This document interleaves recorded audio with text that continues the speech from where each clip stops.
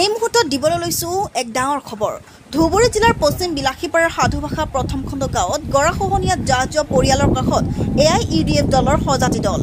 বিধায়কৰ ফালৰ পৰা খহনীয়া প্ৰতিৰোধৰ বাবে আৰ্থিক অনুদান গাঁওবাসীৰ হাতত। বাহিৰে প্ৰতিৰোধৰ চেষ্টা গাঁওবাসীৰ। স্থায়ী প্ৰতিৰোধৰ বাবে অসম চৰকাৰৰ লগতে স্থানীয় বিধায়কৰ দৃষ্টি আকৰ্ষণ।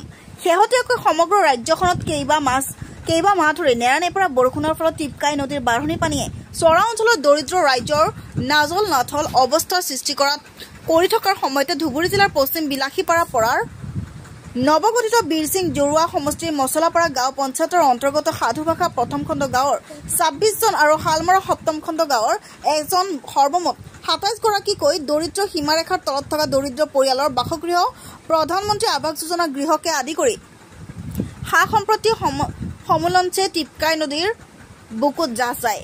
ইপিনে জাহ যোৱাৰ খবৰ পাই পশ্চিম বিলাসীপাৰাৰ পৰা বিধায়ক হাফিজ বছিৰ আহমেদ কাছিমিৰ নিৰ্দেশ মৰ্মে বিলাসীপাৰা জিলা AIUDF দলৰ সভাপতি মুফতি য়াহিয়া, যুৱ মৰ্চাৰ সভাপতি পলান চন্দ্ৰ সূত্ৰধৰৰ লগতে মছলাপাৰা আঞ্চলিক সভাপতি জিয়াউৰ ৰহমান, সম্পাদক আক্তাৰ হুছেইনৰ লগতে ভালেসংখ্যক AIUDF দলৰ নেতাকৰ্মীয়ে আজিৰ বেম্বো প্ৰটেকশ্যনৰ কাৰ্যসূচীত শুভ উদ্বোধন কৰিছে। News desk report, news Assam any. আজি আমাৰ ২৬ বিলাসীপাৰা পশ্চিম সমষ্টিৰ মাননীয় বিধায়ক হাফিজ বছিৰ আহমেদ কাছিমৰ চাহাবৰ নিৰ্দেশ মৰ্মে আমি বিলাসীপাৰা জিলা কমিটিৰ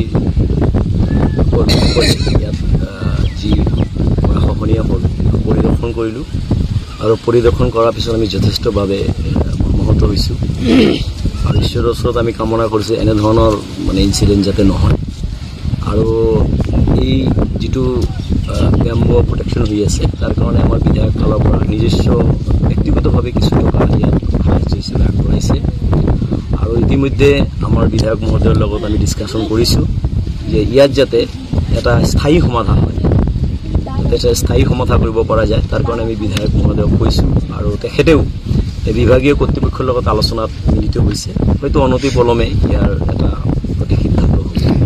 যিহেতু ইয়াতে মছজিদ আৰু কবৰস্থান লগতে আৰু JGM জল জীৱন মিছনৰ এটা আঁচনিও আছে, এই ক্ষেত্ৰত কি ক'ব?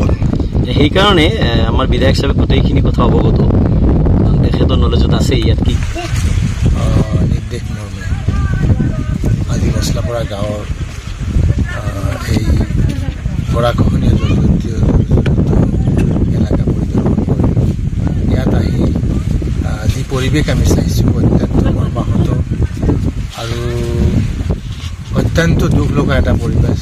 ইয়াত সাধাৰণ মানুহ, গৰীব দুখীয়া মানুহ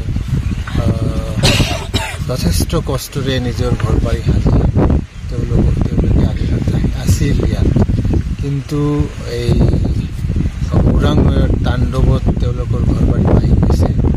আমি ভাঙি যোৱা পৰিয়ালবৰ্গসকললৈ আমাৰ বিলাসীপাৰা জিলা কমিটি আৰু বিধায়ক কাছিম চাহাবৰ ফালৰ পৰা আমি সমবেদনা জ্ঞাপন কৰিছোঁ আৰু ইয়াত এটা কবৰস্থান আছে আৰু গাঁৱৰ অধিকাংশ অংশ ইয়াত আছে।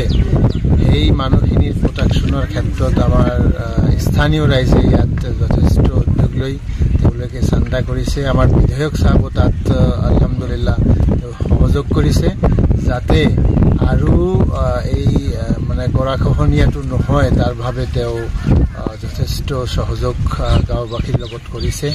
আমি আশা ৰাখিম অনাগত দিনতো যদি কোনো ধৰণৰ দুৰ্দিন আহে আমাৰ বিধায়ক চাহাব আজি যেনেকুৱা থিয় দিছে অনাগত দিনতো থিয় দিব আৰু আল্লাহ তালাৰ ওচৰত দোৱা কৰিছোঁ যাতে আৰু কোনোবাৰ ঘৰ এনেকৈ গৰাখহনীয়াত জাহ নাযায়, তাৰ বাবে মহান সৃষ্টিকৰ্তা আল্লাহ তালাৰ ওচৰত আমি প্ৰাৰ্থনা আর্থিকভাবে তার কিছু সংখ্যক মানুষ দেখাশোনার জন্য পাঠাইছিল, তারা আমার এখানে দেখাশোনা করে তার তরফের থেকে কিছু পয়সাপাতি অনুদান এই পকেটের থেকে কিছু অনুদান আমাদের আগবাড়াইছে, প্রোডাকশন দেওয়া যায় আরও যাতে ক্ষতিগ্রস্ত না হয় তার জন্য আমার MLA সাহেব অনেক আগবাড়াইছে।